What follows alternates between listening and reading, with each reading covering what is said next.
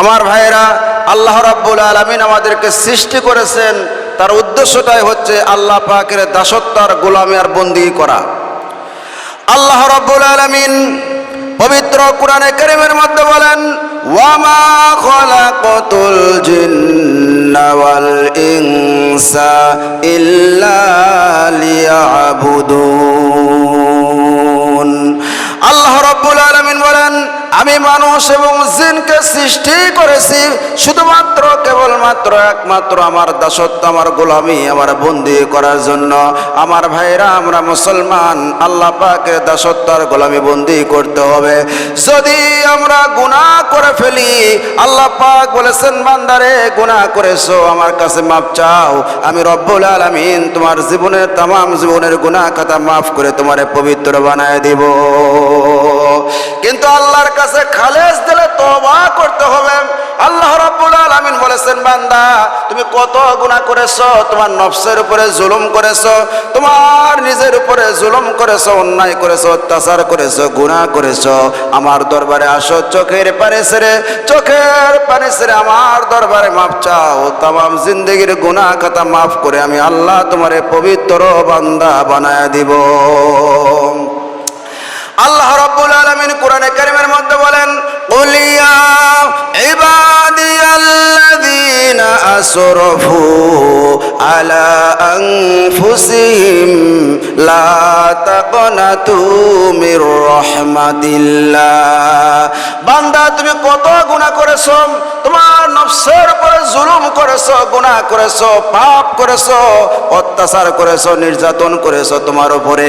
তুমি যে পাপ করেছো, আমি রব্বুল আলামিনের রহমত হইতে নৈরাশ হইও না। লা তাকনাতু মির রাহমাতিল্লাহ, আমার রহমত হইতে নৈরাশ হইও না, আমার কাছে মাফ চাও, আমি রব্বুল আলামিন গুনাহ তোমার মাফ করে দিব। আল্লাহ পাক কোরআনে কারীমের মধ্যে আরো বলেন, ওয়া মাইয়াগফিরুয যুনুবা ইল্লাল্লাহ।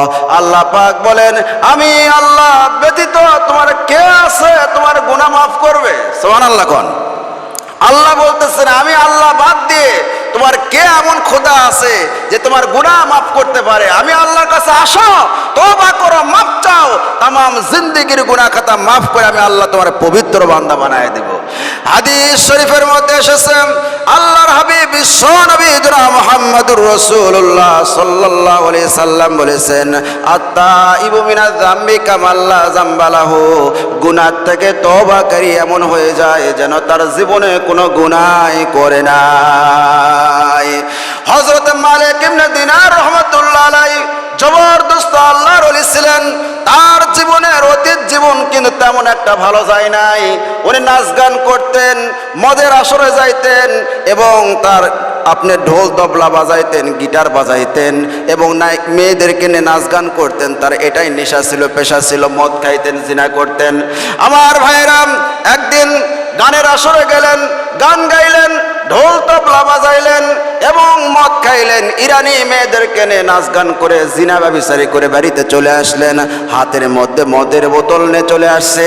তার ছোট্ট একটা মেয়ে ছিল, কিতাবের মধ্যে এসেছে 9 বছর, কোন কিতাবের মধ্যে এসেছে 1 বছর বয়স ছিল। বাসার মধ্যে আসার পরে মদের বোতলটা টেবিলের উপর রেখে দিয়েছে।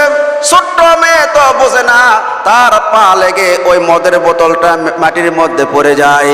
আর মালিক ইবনে দিনারের মেজাজ খারাপ হয়ে যায়।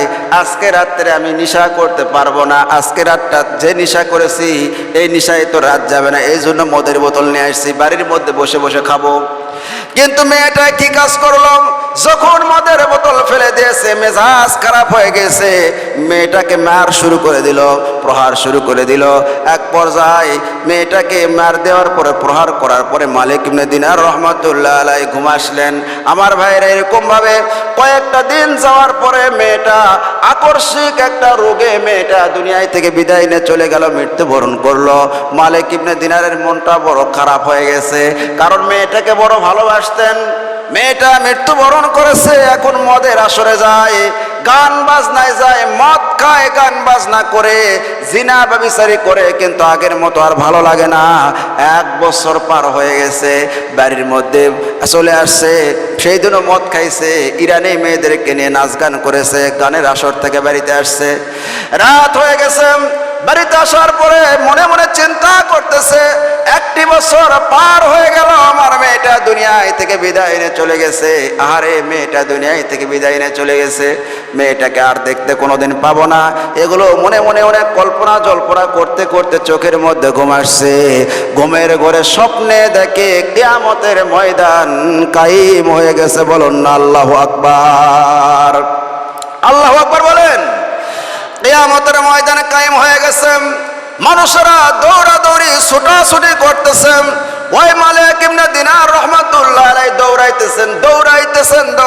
দৌড়াইতে পিছনের দিকে তাকায় দেখে বিশাল বড় একটা বিষাক্ত সাপ তাকে ধাওয়া করতেছে, তার পিছনে পিছনে আসতেছে তাকে দংশন করার জন্য।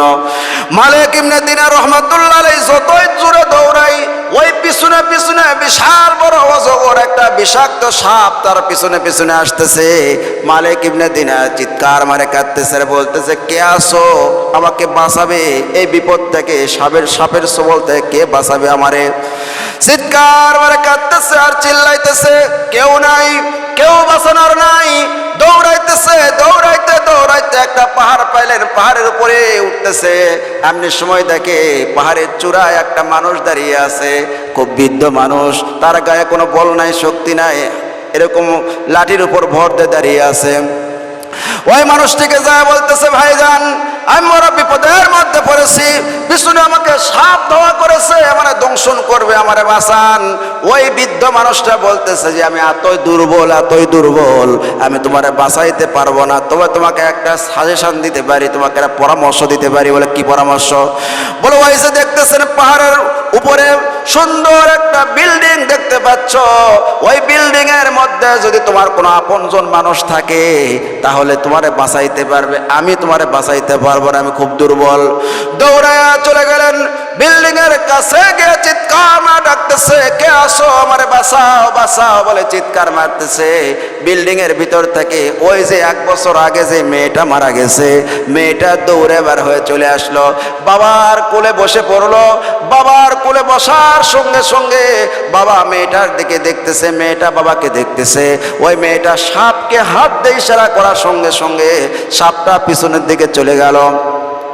মালিক ইবনে দিনার রাহমাতুল্লাহ আলাইহি মেয়েকে বললেন, মারে, ও মা, বুঝতে পারলাম না আমার পিছনে সাপ কেন ধাওয়া করতেছে।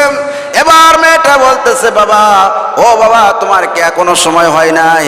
মাথার চুলগুলো পেকে গিয়েছে, দাড়িগুলো পেকে গিয়েছে, কোন দিন জানি মৃত্যুবরণ করবে রে বাবা। এখনো মদ ছাড়তে পারলে না, এখনো জিনা ছাড়তে পারলে না, এখনো গান বাজনা জুয়া আসর ছাড়তে পারলে না। বাবা গো, মৃত্যুবরণ করার পরে আল্লাহর দরবারে কি জবাব দিবে? মালিক ইবনে দিনার বলতেছে, ও মা, ও আমার কলিজার টুকরা মেয়ে, তুমি তো মৃত্যুবরণ করেছো, তুমি কোথায় থেকে আসলে? আর ওই ঘরটাই বা কিসের ঘর? এবার ছোট্ট মেয়ে বলতেছে, বাবা গো, ওটা দুনিয়ার কোনো ঘর নয়, ওটা হচ্ছে জান্নাতের একটা ঘর। আর ওই ঘরের মধ্যে ইব্রাহিম খলিলুল্লাহ জাতির পিতা আমাদেরকে নিয়ে খেলাধুলা করে আল্লাহ পাকের কোরআন শিখাইতেছে। বলুন না সুবহানাল্লাহ। হাদিস শরীফের মধ্যে এসেছে, নাবালেগ ছেলে এবং মেয়ে যদি মৃত্যুবরণ করে, ওই নাবালেগ ছেলে মেয়ে জাতির পিতা ইব্রাহিম খলিলুল্লাহর কাছে গিয়ে লেখাপড়া করে, তার কাছে থাকে। আর সন্তানের জন্য নাবালেগ ছেলে মেয়ে মৃত্যুবরণ করলে বাবা মা যদি ধৈর্য ধারণ করতে পারে, কিয়ামতের দিন ওই সন্তান আব্বা আম্মার জন্য নাজাতের ওসিলা হয়ে যাবে। আমার ভাইরাম, মালিক ইবনে দিনার রাহমাতুল্লাহ আলাইহি বলতেছে, মা, বুঝলাম, তাহলে ওই যে সাপ আসতেছে, সাপটা কি তুমি ইশারা করলে আর চলে গেল। এবার বলতেছে, বাবা, তোমার জীবনের বদামল, তোমার জীবনের পাপ, তুমি যত পাপ করেছো, অন্যায় করেছো, সেটা বিশাল বড় সাপের আকার ধারণ করেছে। তুমি মৃত্যুবরণ করার সঙ্গে সঙ্গে, কবরে আসার সঙ্গে সঙ্গে সাপটা তোমাকে দংশন করবে রে বাবা। আর ওই যে একটা বৃদ্ধ মানুষকে দেখতে পাইছিলে, তোমার কোনো সাহায্য করতে পারলো না, ওটা হলো তোমার জীবনের বদামল গুনাহ। ও বাবা, তোমার কি এখনো সময় হয় নাই রে বাবা? ও বাবা, তুমি গুনাহ ছেড়ে দাও, বাবা তুমি জিনা ছেড়ে দাও, মদ ছেড়ে দাও, গান বাজনা ছেড়ে দাও, গুনার কাজ ছেড়ে দিয়ে আল্লাহর খাঁটি বান্দা গোলাম হয়ে যাও।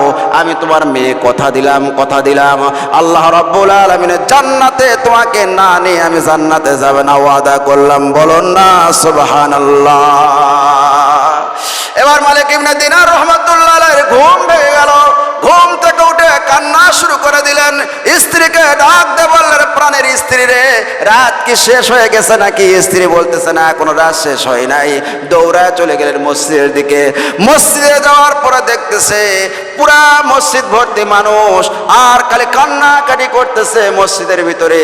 এবার মালিক ইবনে দিনার রাহমাতুল্লাহ আলাইহি একজন মানুষকে হাত ধরে জিজ্ঞাসা করলেন, ভাইজান আজকে রাত্রিবেলা আপনারা মসজিদের মধ্যে কেন কান্নাকাটি করতেছেন?